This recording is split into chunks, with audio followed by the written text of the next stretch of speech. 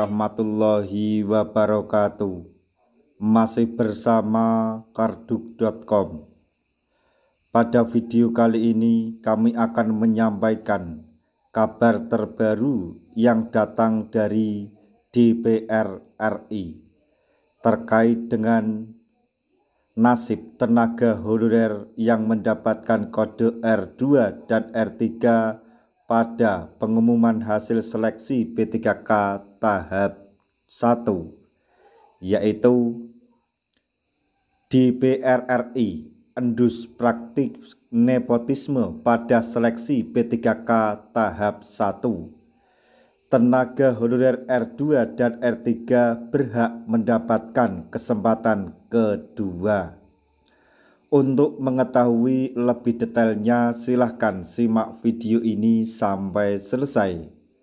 Tapi sebelum kami lanjutkan, bagi rekan-rekan yang baru menemukan channel ini, tekan like dan subscribe-nya, dan juga tekan lonceng notifikasinya supaya nanti bisa mengetahui informasi terbaru terkait dengan seleksi P3K dan pengangkatan tenaga honorer menjadi ASN tahun anggaran 2024. Sekarang mari kita simak dan cermati pernyataan dari DPR RI berikut ini supaya nanti tidak gagal paham. Seleksi pegawai pemerintah dengan perjanjian kerja atau P3K telah digelar. Sebagaimana diketahui, seleksi P3K 2024 dibagi menjadi 2 tahap dan kini tahap 1 sudah memasuki tahap pengajuan NIP. Namun, pada seleksi tersebut banyak yang merasa kurang puas sebab diduga ada tindak kecurangan. Adapun tenaga honorer yang telah memenuhi persyaratan masa kerja dan mengabdi dalam waktu lama merasa dirugikan karena diduga ada praktik penyimpangan yang dilakukan oleh oknum pejabat daerah. Terkait fenomena ini, anggota Komisi 2 DPR RI, Rusda Mahmud, menilai kasus tersebut cukup serius dan harus segera dievaluasi. Praktik kecurangan yang dilakukan diantaranya terkait masa kerja yang tidak sesuai ketentuan.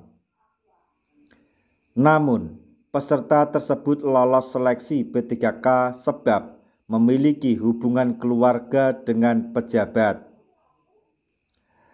Akibat perbuatan tersebut, banyak tenaga honorer yang terdaftar di database BKN yang harus menerima kode R2 dan R3.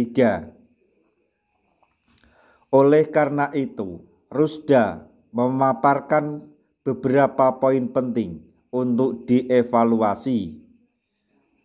Di antaranya adalah peserta yang tak ada hubungan keluarga dengan pejabat memiliki peluang lulus lebih kecil. Mereka yang tidak lolos CPNS juga tidak memiliki kesempatan untuk mengikuti seleksi P3K. Kemudian, transparansi dalam proses seleksi dinilai cukup kurang sehingga patut menjadi perhatian.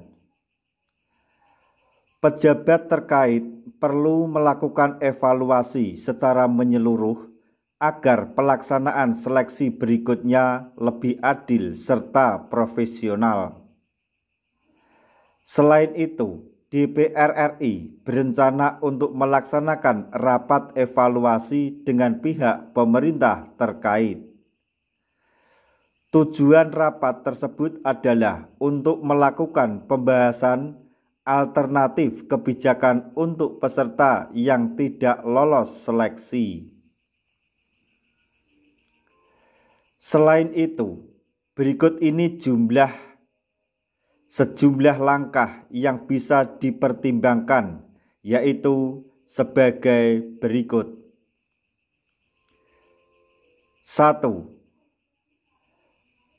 Pelamar yang tidak lolos pada seleksi P3K tahap 2, maksudnya tahap pertama, yaitu R2 dan R3, diberikan kesempatan kedua. Jadi untuk pelamar yang tidak lolos dalam seleksi P3K tahap 1, yaitu R2 dan R3, diberi kesempatan yang kedua. Kemudian langkah yang kedua yaitu persyaratan masa kerja harus diawasi dengan ketat tanpa diskriminasi. Meningkatkan pengawasan proses seleksi untuk mencegah praktik nepotisme serta kecurangan lainnya. Maka tidak heran jika evaluasi yang dilakukan DPR RI bersama pemerintah sangat diperlukan. Diharapkan dengan kolaborasi DPR RI dengan pemerintah mampu menciptakan proses seleksi yang lebih adil, transparan, dan objektif, sehingga pelamar yang telah memenuhi persyaratan lebih berpeluang untuk diangkat menjadi P3K. Semoga saja pemerintah dengan dukungan dari DPR RI mendapat jalan terang terkait dengan nasib tenaga honorer yang mendapatkan kode R2 dan R3 pada pengumuman hasil seleksi P3K tahap 1, sehingga mendapatkan keadilan yang jelas dan dapat menyusul rekan-rekan yang sudah dinyatakan lolos dan diangkat menjadi P3K penuh waktu. Nah, demikian tadi informasi yang dapat kami sampaikan. Informasi terbaru sekaligus mengejutkan untuk para tenaga honorer yang telah mendapatkan kode R2 dan R3 pada pengumuman hasil seleksi P3K tahap 1 terkait dengan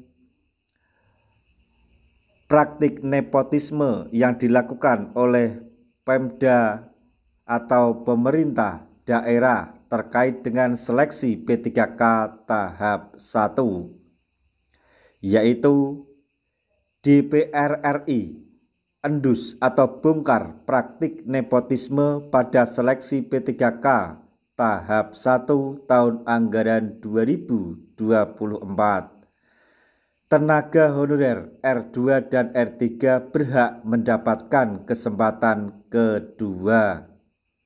Semoga informasi ini dapat bermanfaat bagi rekan-rekan tenaga honorer semuanya. Di akhir video, kami mengucapkan banyak terima kasih. Wassalamualaikum warahmatullahi wabarakatuh.